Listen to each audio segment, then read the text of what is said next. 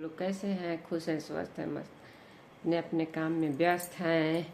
लोग बताइएगा कहानी कैसा लगा है। कहानी एक सुनाने जा रही हूँ। भक्ति से जुड़ी हुई कहानी है। काशी से भक्ति से जुड़ी एक कहानी सुनाने जा रही हूँ। काशी में एक ब्राह्मण के सामने से एक गाय भागती हुई किसी गली में घुस गई।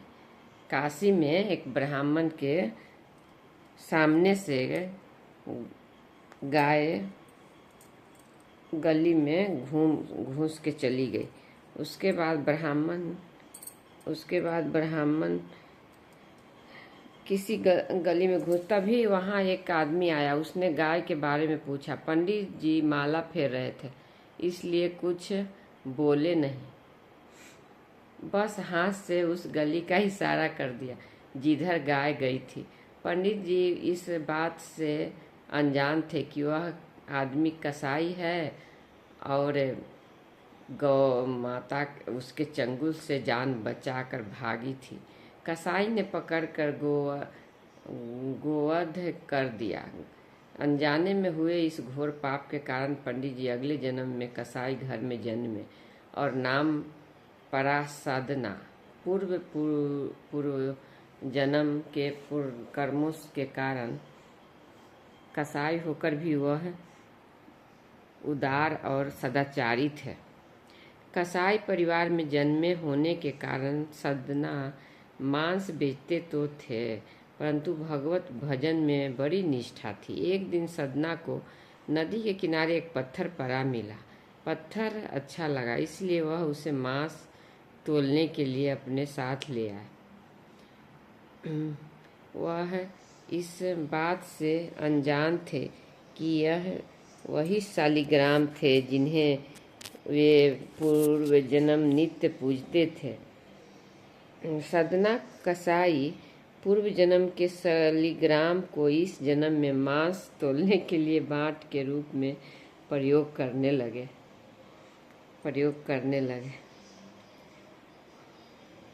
आदत के अनुसार साधना ठाकुर जी के भजन गाते रहते थे। ठाकुर जी भक्त की स्तुति का पलड़े में झूलते हुए आनंद लेते रहते। बाट का कमाल ऐसा था कि चाहे आधा किलो तोलना हो, 1 किलो हो, 2 किलो हो, सारा वजन उससे पक्का हो जाता। एक दिन सदना की दुकान के सामने से एक ब्राह्मण निकले। उनकी नज़र बाट पर पड़ी तो सदना के पास आए और शालिग्राम को अपवित्र करने के लिए फटकारा। उन्होंने कहा, मूर्ख, जिसे पत्थर समझकर मांस तौल रहे हो, वे शालिग्राम भगवान हैं।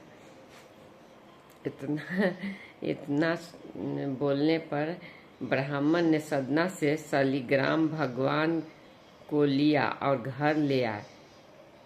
गंगा जल से नहलाया, धूप दीप चंदन से पूजा की।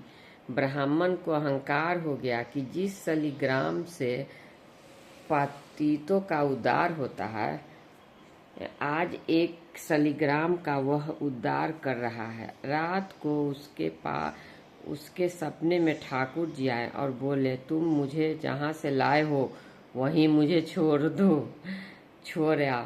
मेरे भक्त सदन कसाई की भक्ति में जो बात है वह तुम्हारे आडंबर में नहीं। ब्राह्मण बोला, प्रभु, सदना कसाई पाप कर्म करता है, आपका प्रयोग मांस तोलने में करता है। मांस की दुकान जैसा अपवित्र स्थान आपको योग नहीं है। भगवान बोले, भक्ति में भर कर सदना मुझे तराजू में रख कर तोलता था। मुझे ऐसा लगता है कि वह मुझे झूला झुला रहा हो। मांस की दुकान में आने वालों को भी मेरे नाम का स्मरण करता है, मेरा भजन करता है। जो आनंद वहाँ मिलता था वह यहाँ नहीं। तुम मुझे वहीं छोड़ा। ब्राह्मण शालिग्राम को वापस सदना कसाई को दे आए। ब्राह्मण बोला, भगवान को तुम्हारी संगति ही ज़्यादा सुहावनी है। यह तो तुम्हारे पास ही रहना चाहते हैं। ये शालिग्राम भगवान का स्वरूप है। हो सके तो इन्हें पूजना, बाट मत बनाना।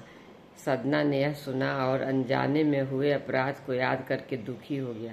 सदना ने प्रायश्चित का निश्चय किया और भगवान जगन्नाथ के दर्शन के लिए निकल पड़ा।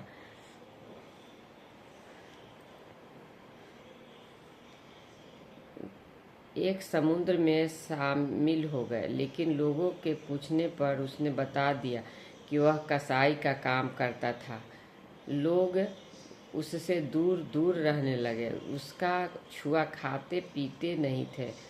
दुखी सदना ने उनका साथ छोड़ा और शालिग्राम के साथ भजन करता अकेले अपना कभी कहीं अपना भजन करते अकेले चलने लगा। सदना को प्यास लगी थी। रास्ते में एक गांव में कुआं दिखा तो वह पानी पीने ठहर गया। वहाँ एक सुंदर स्त्री पानी भर रही थी। वह सदना के सुंदर मजबूत शरीर पर रिझ गई। उसने सदना से कहा कि शाम हो गई है, इसलिए आज रात वह उसके घर में ही विश्राम कर ले। सदना को उसकी कुटिलता समझ में नहीं आई। वह उसके अतिथि बन गए। रात में वह स्त्री अपने पति के सो जाने पर सदना के पास पहुंच गई और उनसे अपने प्रेम की बात कही। स्त्री की बात सुनकर सदना चौंक गए और उसे पतिव्रता रहने को कहा। स्त्री को लगा कि शायद पति होने के कारण सदना रुचि नहीं ले रहे हैं। वह चली गई और सोते हुए पति का गला काट लाई। सदना भयभीत हो गए। स्त्री समझ गई कि बात बिगड़ जाएगी, इसलिए उसने रोना चिल्लाना शुरू कर दिया। पड़ोसियों से कह दिया कि इस यात्री को घर में जगह दी थी, चोरी की नीयत से इसने मेरे पति का गला काट दिया। सदना को पकड़ कर न्यायाधीश के सामने पेश किया गया। न्यायाधीश ने सदना को देखा तो तार गए कि यह हत्यारा नहीं हो सकता। उन्होंने बार बार सदना से सारी बात पूछी। सदना को लगता था कि यदि वह प्यास से व्याकुल गांव में न पहुंचते तो हत्यारा न होती। वह स्वयं को ही इसके लिए दोषी मानते थे, अतः वे मौन ही रहे। न्यायाधीश ने राजा को बताया कि एक आदमी अपराधी